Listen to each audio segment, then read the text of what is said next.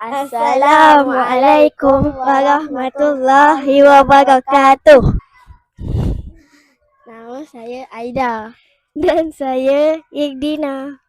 Kami dari Darjah 4 Sekolah Rendah Tahfiz Ibnu Sina. Hari ini kami ingin berkongsi bulan Ramadan ialah bulan yang Allah wajibkan puasa kepada orang Islam yang mampu. Nabi Muhammad SAW berpuasa penuh sepanjang bulan Ramadan sebagai contoh terbaik kepada seluruh umat Islam. Puasa Ramadan ialah rukun Islam, bukan sekadar menahan lapar dan dahaga. Tetapi puasa mengajar kita sabar, disiplin, mengawal emosi dan taat kepada Allah. Nabi SAW menunjukkan bahawa kemuliaan seorang Muslim bermula dengan taatan kepada Allah.